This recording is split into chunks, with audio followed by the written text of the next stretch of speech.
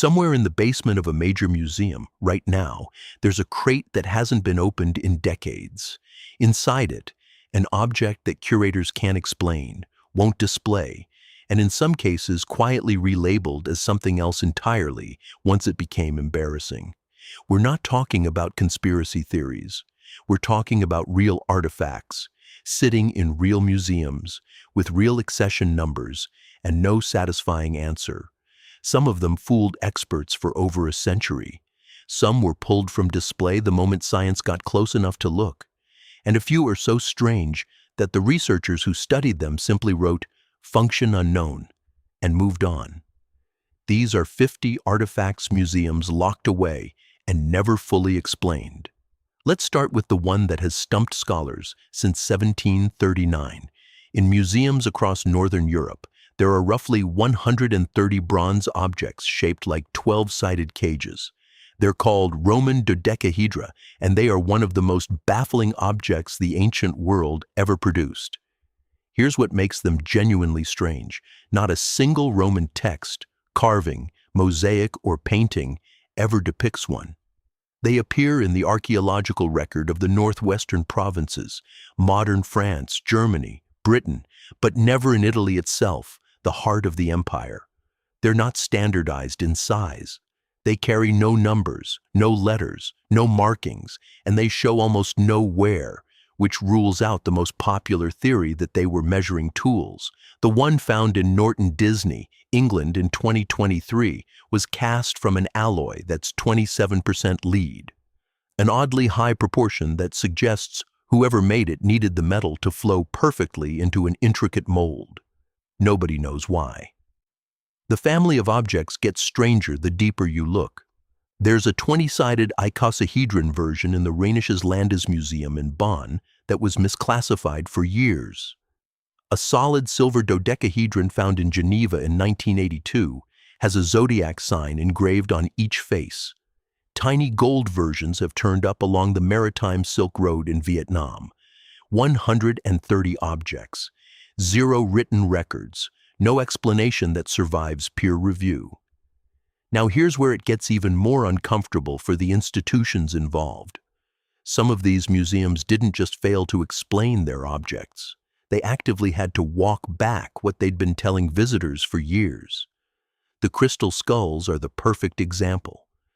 For decades, the British Museum, the Smithsonian, and the Musée du Quai Branly in Paris all displayed crystal skulls as genuine Aztec or Maya artifacts. They were presented as ancient, mysterious, pre-Columbian. Then electron microscope analysis arrived and everything changed. The tool marks on the skulls matched rotary wheel grinding, a technique that didn't exist in pre-Columbian Mesoamerica. The quartz itself was traced to sources in Brazil and Madagascar, materials completely unavailable to ancient Mexican craftsmen. And the Smithsonian skull contained silicon carbide, a synthetic abrasive that wasn't invented until the mid-19th century. The forger trail eventually led back to a single Paris antiquities dealer named Eugène Bobin, operating in the 1880s. After the Smithsonian skull was exposed, it ended up sitting in a locked cabinet in a researcher's Washington office. Another skull sent in for testing turned out to be made of glass, which the scientist examining it called a fake. The famous Mitchell Hedges skull, claimed to have been discovered in a Belizean temple in 1924, was tracked to a Sotheby's auction in London in 1943, where its owner bought it from a dealer with no expedition record, no photograph, no supporting documentation whatsoever. A forensic facial reconstruction produced a European female face, suggesting the skull was modeled on a real European skull. These objects fooled 3 of the world's most prestigious museums for over a century. That's not a conspiracy. That's a failure of scrutiny that the institutions themselves eventually had to admit. Now, before we get to the strangest part of this story, I want to mention something real quick. This channel is working toward 1,000 subscribers, and to celebrate when we hit that milestone, I'm doing $100 in Amazon gift card giveaways.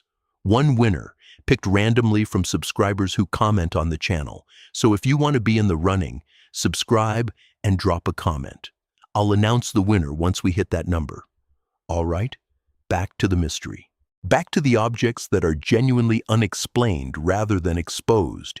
In the Egyptian Museum in Cairo, catalogued under accession number JE71295, sits a 5,000-year-old object that most visitors walk straight past because its label reads something as bland as vase of schist. The excavator Walter Emery found it beside the skeleton of Prince Sabu in a First Dynasty tomb, and he admitted he couldn't explain its function. It's a tri-lobed disc, about 61 centimeters across, carved from metasilt stone, a stone so brittle it would normally shatter under the kind of precision carving this object required. Its 3 curved lobes are intact, thin-walled, and geometrically precise. Mainstream archaeology calls it a ritual stand. Nobody has demonstrated how you'd actually make it from that material without it cracking. The bland label is the tell. When curators don't know what something is, they give it the most generic description possible and hope visitors don't ask. Then there's the Shigir idol, and this one genuinely deserves more attention than it gets. Standing in a museum in Yekaterinburg, Russia, is a wooden sculpture carved from a single larch tree approximately 12,500 years ago. That makes it the oldest monumental wooden sculpture ever found, twice as old as the Egyptian pyramids. It's covered in 8 human faces and dense rows of geometric symbols that no researcher has successfully decoded. It only survived because it sank into a peat bog that stopped it from rotting. Think about what that means. This is a written message, or something that functions like one, produced before agriculture existed, in a script we have never read. It predates every other written language on Earth by thousands of years, and it sits in a regional Russian museum that most people in the West have never visited. The Antikythera mechanism gets discussed often enough that you might think we've solved it. But here's the part that rarely gets mentioned.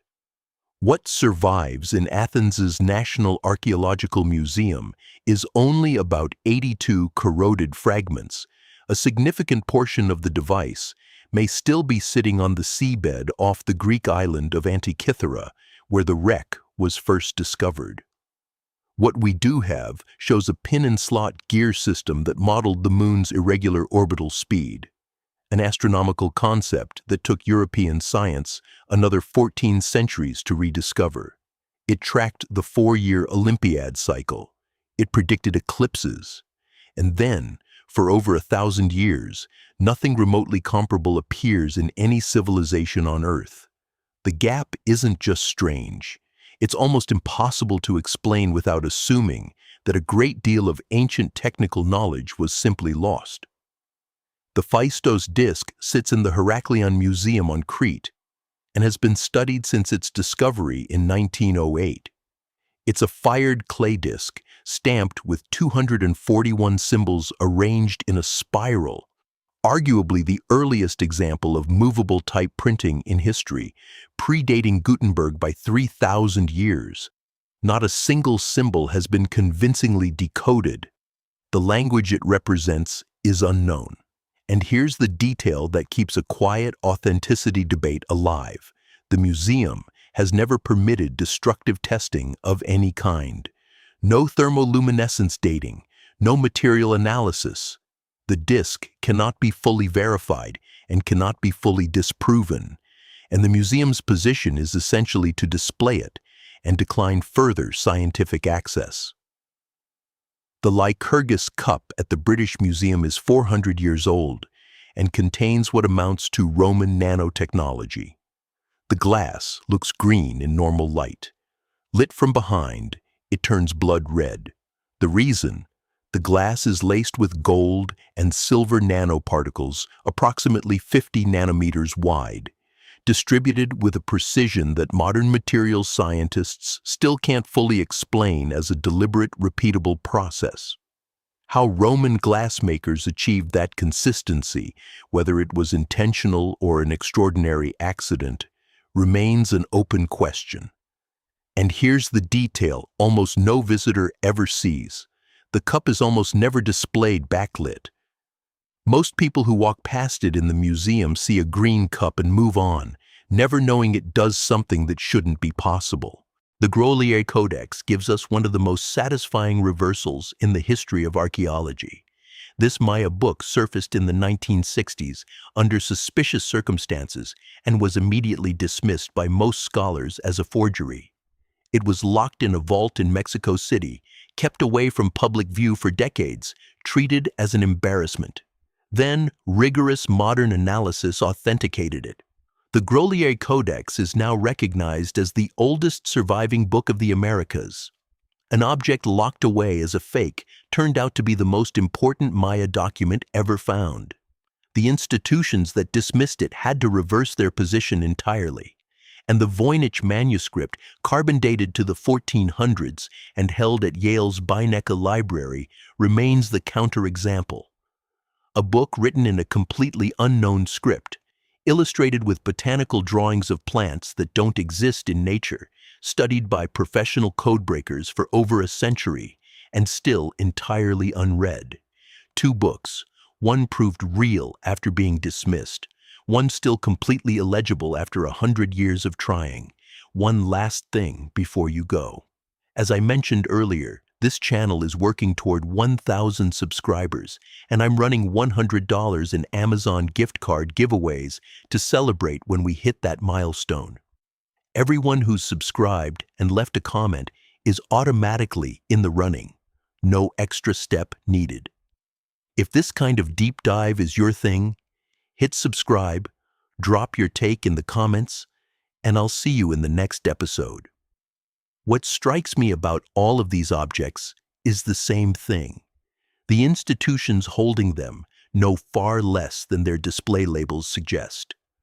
The bland label on Prince Sabu's disc, the locked cabinet in Washington, the vault in Mexico City, museums project authority.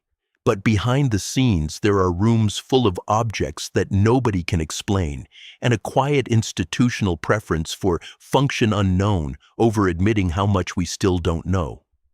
The artifacts in this video aren't fringe claims. They're in accession databases, they have catalog numbers, and they're waiting